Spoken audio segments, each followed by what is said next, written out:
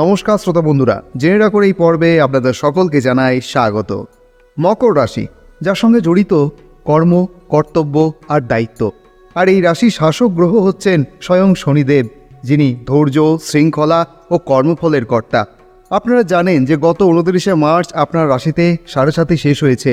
অনেক কষ্ট, অসুবিধা, বিরক্ত, অনেক ধরনের পরিস্থিতি আপনারা সহ্য করেছেন, কিন্তু এবারে সেই দিন আসতে চলেছে যেদিনের অপেক্ষায় আপনারা এত দিন ধরে পরিশ্রম করছেন। মনের মধ্যে একটা উদ্যম বজায় আছে। যারা একবারও নিজের রাশির ভালো খারাপ বিচার করেননি, ধর্ম, কর্ম সব দিকটি বজায় রেখেছেন এবং আশাবাদী হয়ে আছেন যে একদিন না একদিন কোনো সুখবর আসবেই। এবার সেই দিন আসতে চলেছে। ভয়, ভীতি, বাধা উপেক্ষা করে এবারে এগিয়ে যেতে সক্ষম হবেন। এই যে বাধা বলি, বিষয়টি যদি আরও একটু সহজভাবে বুঝতে চান, তাহলে দেখবেন যখন আপনি কোনো রাস্তা দিয়ে যান তখন অনেক সময় অনেক যানজটের সৃষ্টি হয়। মাথার ওপর প্রখর রৌদ্র শরীরকে ক্রমশ ক্লান্ত করতে থাকে, কিন্তু তখন আপনি না পারেন পিছিয়ে যেতে আর না পারেন এগিয়ে যেতে, কারণ সেই সময় আপনার পেছনেও বাধা থাকে, আবার সামনেও বাধা থাকে। আবার কখনো এমনও হয় যখন সৃষ্টিকর্তা নিজেই আপনাকে বাধা প্রদান করেন আপনাকে রক্ষা করার উদ্দেশ্যে। যেখানে গেলে হয়তো আপনার ক্ষতি হতে পারে, কিন্তু আপনার ভাগ্যে সেই ক্ষতির কোনো উল্লেখ নেই, যে ক্ষতি মূলত কিছু অশুভ গ্রহের কারণে সৃষ্টি হয়েছে। তখন আপনি সেই ক্ষতির মুখ থেকে বেঁচে যান। আবার এমনও বাধা হয় যখন আপনার কোনো কিছু পাওয়ার উদ্দেশ্য থাকে, কিন্তু সেটি পাওয়ার জন্য আপনাকে আগে প্রমাণ করতে হয় যে আপনি সেটি পাওয়ার যোগ্য কিনা। যদি হয় তো পরীক্ষার মাধ্যমে প্রমাণ করতে হয়, তবে আপনি সেই জিনিসটি পান। যখন জীবনের সমস্ত যানজট কেটে যায়, একটি ফাঁকা রাস্তা তৈরি হয়, তখন আপনি নিশ্চিন্তে এগিয়ে যেতে পারেন।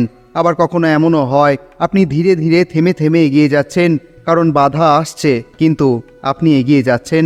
এর থেকে বড় উদাহরণ হয়তো আর কিছু হতে পারে না। যখন সমস্ত যানজট কেটে যাচ্ছে, তখন আপনি ধীরে ধীরে কিন্তু দ্রুততার সাথে এগিয়ে যাচ্ছেন। কিন্তু যখন একদম রাস্তা ফাঁকা হয়ে যাচ্ছে, তখন আপনি আরও দ্রুত গতিতে এগিয়ে যাচ্ছেন। এইভাবেই মনুষ্য জীবনে প্রত্যেকটি বাধা আসে। এটা তো একটা উদাহরণ মাত্র, কিন্তু আপনি লক্ষ্য করে দেখবেন যখন বাধাগুলি আসে ঠিক এইভাবেই আসে। আর এটাই এতদিন ধরে হয়েছিল আপনার সাথে, কিন্তু এবারে আপনি বুঝতে পারবেন। এটা বলা ঠিক হবে যে আপনি ইতিমধ্যেই বুঝে গেছেন যে আপনার জীবনে যে কঠিন বাধাগুলি এতদিন আসছিল, সেগুলি আস্তে আস্তে সরে যাচ্ছে। আপনি আরও দ্রুততার সাথে এগিয়ে যেতে সক্ষম হচ্ছেন। আজকের আমাদের এই প্রতিবেদনের মাধ্যমে আপনি এমন কিছু তথ্য জানতে চলেছেন যা সম্ভবত আপনি জানতেন না। তাই অবশ্যই সময় নিয়ে সেই ভাব নিয়ে এই ভিডিওটি মন দিয়ে শুনবেন। আর যদি প্রথমেই আপনার পছন্দ না হয়, তাহলে অবশ্যই ভিডিওটি কন্টিনিউ করবেন না, কারণ শুধুমাত্র এটা কোনো গ্রহগত পূর্বাভাস নয়। এই প্রতিবেদনের প্রত্যেকটি কথা প্রকৃতির কথা, আপনার আত্মার কথা। এই প্রতিবেদন শুরু করার আগে আমরা প্রথমেই দেখে নেব যে কোন গ্রহ কোন ঘরে অবস্থান করছে, যাতে আমাদের আগে এগিয়ে যেতে আরও একটু সুবিধে হয়। এই মুহূর্তে আপনি এপ্রিল মাসের 11 তারিখের চার্ট দেখছেন, যেখানে সূর্যদেবের অবস্থান রয়েছে মীন রাশিতে রেবতী নক্ষত্রে, চন্দ্রের অবস্থান রয়েছে কন্যা রাশিতে হস্তা নক্ষত্রে, মঙ্গলের অবস্থান রয়েছে কর্কট রাশিতে পুনর্বসু নক্ষত্রে, বুধের অবস্থান রয়েছে মীন রাশিতে পূর্ব ভাদ্রপদ নক্ষত্রে, দেবগুরু বৃহস্পতির অবস্থান রয়েছে বৃষ রাশিতে মৃগশিরা নক্ষত্রে। তিনি এতদিন রোহিণী নক্ষত্রে অবস্থান করছিলেন, কিন্তু এবার তিনি মৃগশিরা নক্ষত্রে প্রবেশ করেছেন। গুরু শ্রেষ্ঠ শুক্র মীন রাশিতে পূর্ব ভাদ্রপদ নক্ষত্রে অবস্থান করছেন এবং এই মুহূর্তে তিনি বক্রী অবস্থায় রয়েছেন। শনিদেব মীন রাশিতে অবস্থান করছেন পূর্ব ভাদ্রপদ নক্ষত্রে, রাহুর অবস্থান রয়েছে মীন রাশিতে পূর্ব ভাদ্রপদ নক্ষত্রে এবং কেতুর অবস্থান রয়েছে কন্যা রাশিতে উত্তর ফাল্গুনী নক্ষত্রে। এই প্রতিবেদনের মাধ্যমে আপনি কিছু তারিখ পাবেন, যে তারিখগুলি আপনাকে লিখে রাখতে হবে, যে তারিখগুলিতে আপনাকে একটু সাবধানতা অবলম্বন করতে হবে, কারণ সেই তারিখগুলিতে চন্দ্র এবং শনি এক জায়গায় হবেন।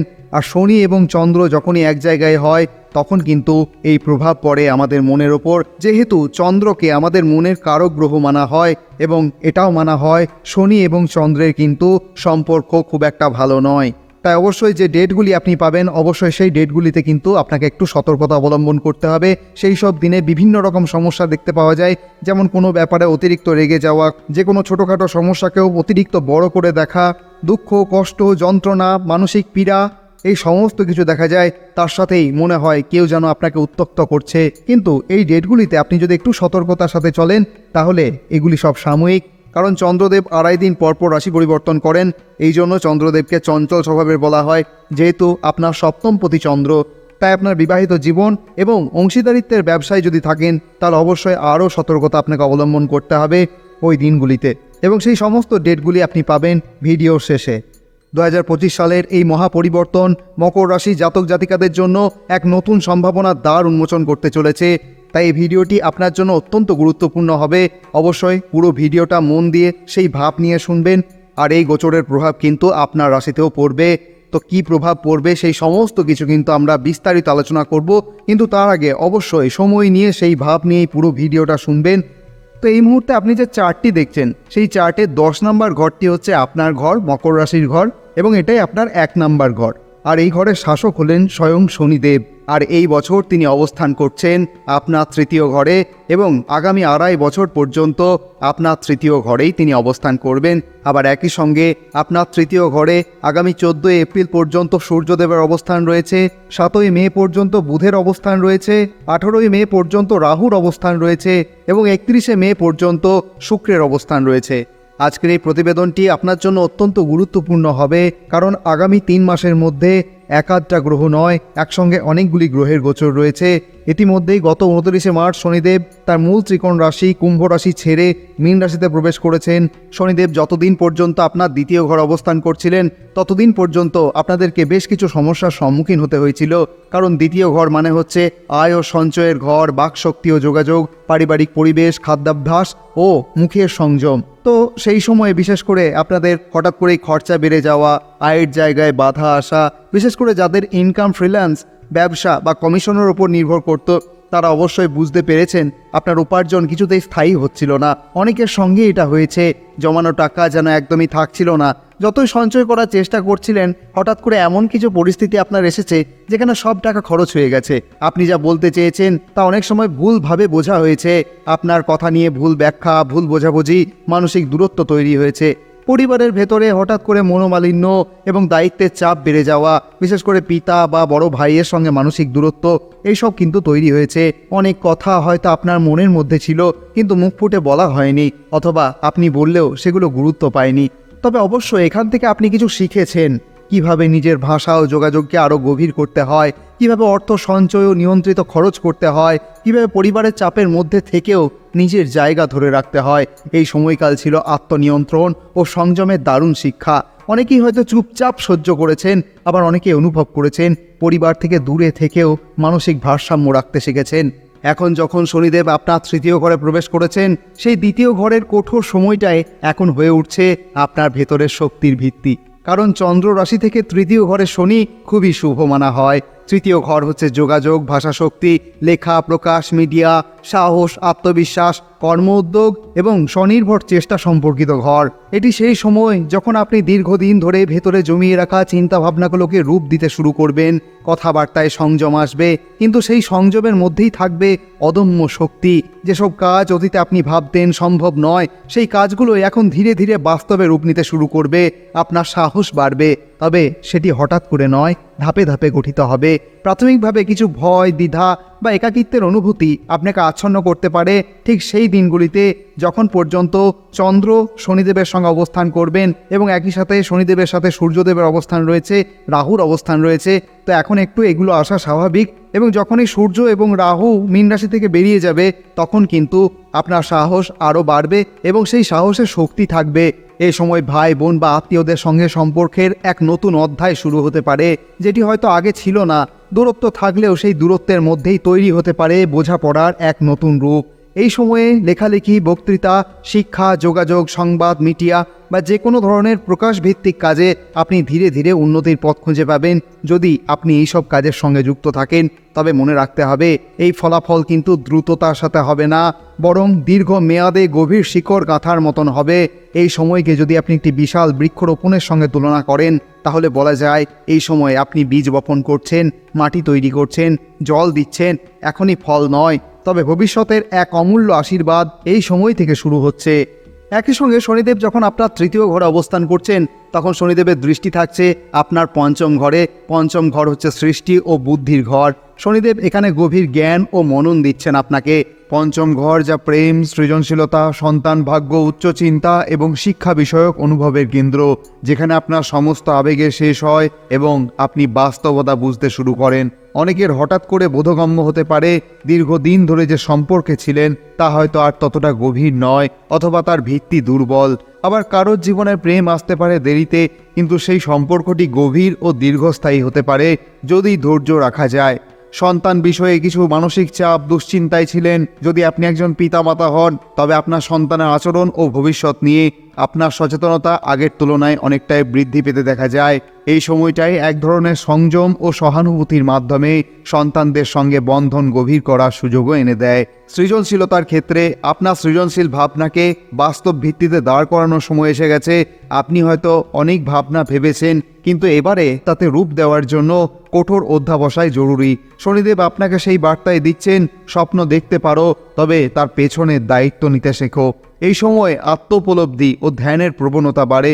উচ্চশিক্ষা, জ্ঞান চর্চা বা আধ্যাত্মিক অনুসন্ধান, এসব ক্ষেত্রেও শনিদেব আপনাকে ধীরে ধীরে এক স্থির বোধের দিকে নিয়ে যেতে পারেন। যেহেতু আগামী 15ই মে পর্যন্ত দেবগুরু বৃহস্পতি আপনার পঞ্চম ঘরে অবস্থান করছেন, তাই এই বিষয়গুলি আপনার কাছে আরও সহজ মনে হচ্ছে।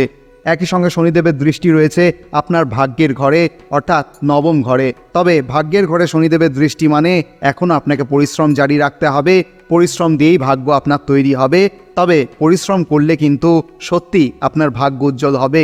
একই সঙ্গে শনিদেবের দৃষ্টি রয়েছে আপনার আধ্যাত্মিকতা ও বিদেশ সম্পর্কিত ঘর, দ্বাদশ ঘরে, যেখানে গভীর উপলব্ধি ও লুকোনো সুযোগের ইঙ্গিত কিন্তু আপনি পাচ্ছেন।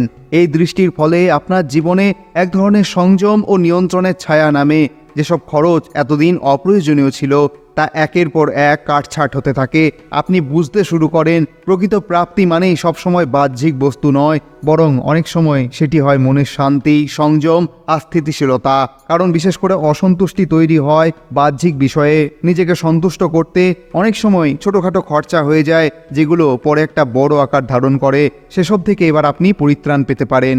এই সময়ে আপনার টাকা পয়সার ব্যাপারে আপনি বেশি সচেতন হয়ে ওঠেন, খরচ কমে আসে, সঞ্চয়ের অভ্যাস তৈরি হয়। যারা অনেক দিন ধরে চাইছেন বিদেশে যাবেন বা প্রবাস সংক্রান্ত কোনো বাধাই ছিলেন, শনিদেবের এই দৃষ্টি সেই বাধা কাটাতে সাহায্য করতে পারে। বিশেষ করে শিক্ষাগত বা কর্মজীবনের কারণে বিদেশ যাওয়ার ক্ষেত্র খুলে যেতে পারে। এই সময় হঠাৎই ধ্যান, যোগ বা একাকিত্বের অভ্যাস তৈরি হতে পারে। আপনি নিজেকে প্রশ্ন করতে শুরু করেন, আমি কে, কেন এসেছি? এই আত্মজিজ্ঞাসা আপনার মধ্যে গভীর এক বোধ নিয়ে আসে, যা ভবিষ্যতে আপনাকে আরও স্থিত ও পরিণত মানুষ করে তোলে। হ্যাঁ, কিছু ত্যাগ করতে হতে পারে, কিন্তু শনিদেব তা শুধু কষ্ট দেওয়ার জন্য করেন না। তিনি আপনাকে এমন কিছু ছাড়তে বলেন যা আসলে আপনার পথ আটকে রেখেছিল। সেই ত্যাগের বদলে আপনি পান স্বাধীনতা, আত্মশান্তি ও উন্নতির দিগন্ত। যেমন কোনো নেশাদ্রব্য বা কোনো বিষয়ে যদি আপনার অতিরিক্ত মোহ থাকে, সেই মোহও কিন্তু কাটতে পারে আপনার, যা দীর্ঘদিন ধরে আপনাকে অস্বস্তিতে ফেলছিল। এবং সেই মোহের বশে আপনি সেখান থেকে বেরিয়ে আসতে পারছিলেন না, সেই মোহও কিন্তু কাটতে পারে। এই দৃষ্টি শত্রুদেরও সামনে নিয়ে আসে। তারা আর গোপনে ক্ষতি করতে পারবে না। আপনি হয়তো এতদিন বুঝে উঠতে পারছিলেন না যে কারা আপনার অগ্রগতির পথে আসল বাধা, কিন্তু এবারে তারা নিজেরাই ধরা পড়বে। আবার এপ্রিল মাসের 3 তারিখে মঙ্গলদেব মিথুন রাশি ছেড়ে কর্কট রাশিতে প্রবেশ করেছেন। আর এই কর্কট রাশি হচ্ছে আপনার সপ্তম ঘর। সপ্তম ঘর শুধুমাত্র দাম্পত্য জীবন বা প্রেমের সম্পর্ক বোঝায় না। এটি হলো সমাজে আপনি কাদের সঙ্গে নিজেকে জড়াচ্ছেন, কাদের সঙ্গে হাত মেলাচ্ছেন, আপনি কাকে বিশ্বাস করছেন, তার কেন্দ্রবিন্দু। আর সেখানে যদি প্রবেশ করেন মঙ্গল, তাহলে তিনি শুধুমাত্র উত্তাপই আনেন না, আনেন তীব্র রূপান্তর। সপ্তম ঘরে মঙ্গলের অবস্থান মকর রাশির জাতক জাতিকাদের জীবনে এক প্রবল, গতিশীল ও ইতিবাচক প্রভাব আনতে পারে, বিশেষ করে সম্পর্ক, ব্যবসা ও জনসম্পর্কের ক্ষেত্রে।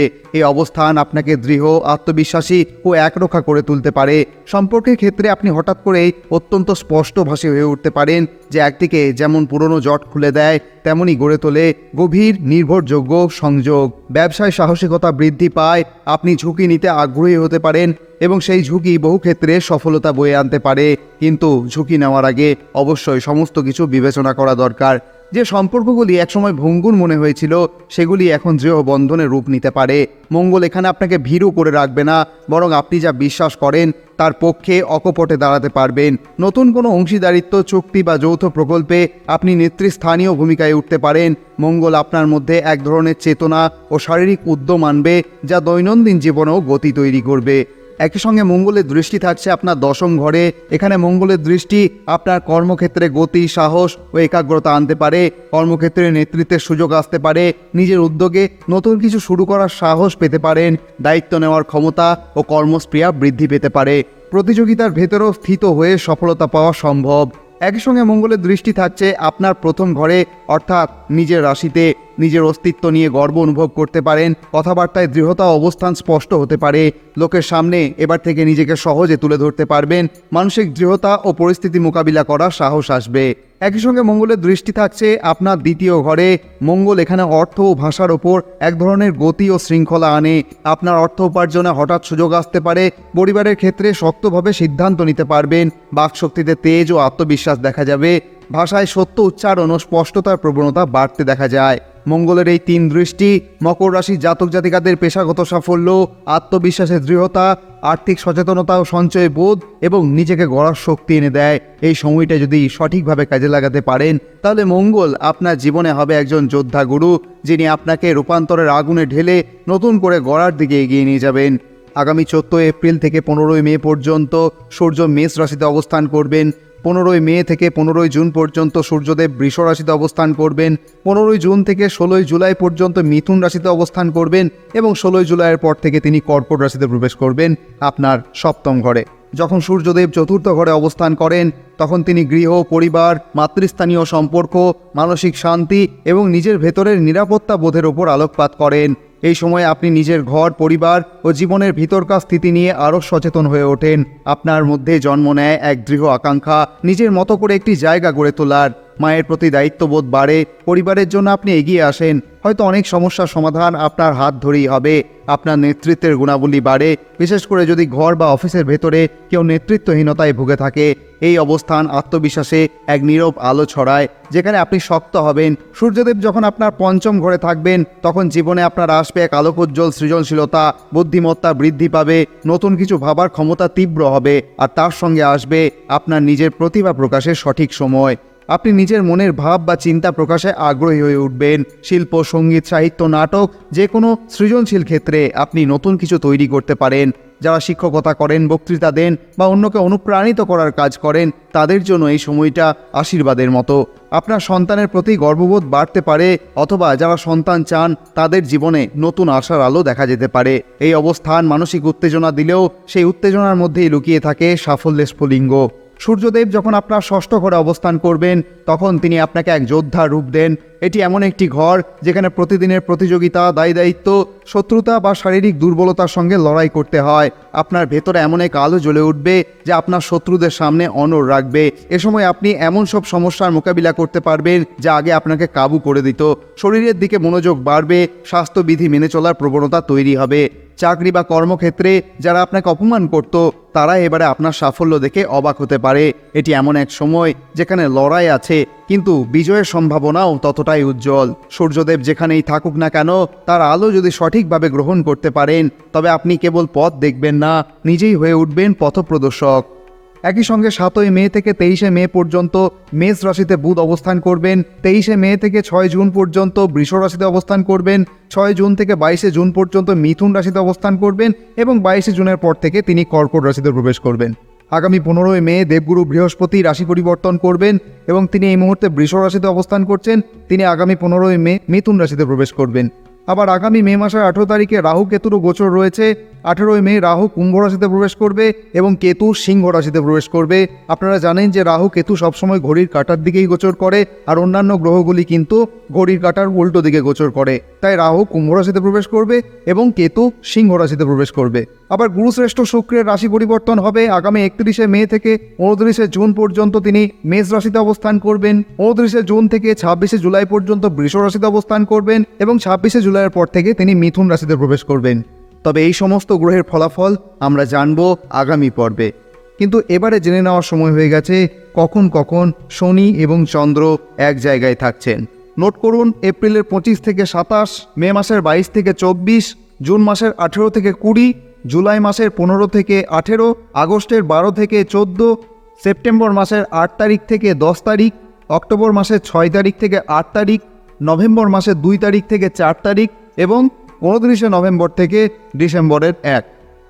ভগবানের আশীর্বাদী হাত আপনার মস্তক স্পর্শ করুন। আপনি ভালো থাকুন, আনন্দে থাকুন, এই কামনা করি। আর অবশ্যই এই ভিডিওটি থেকে যদি আপনি একটু উপকৃত বোধ করেন, তাহলে অবশ্যই কমেন্টে লিখতে ভুলবেন না, জয় মা তারা, জয় বাবা বামদেব। আজকের মতো তাহলে এখানেই বিরাম নিচ্ছি। আবার কথা হবে অন্য কোনো পর্বে। ধন্যবাদ।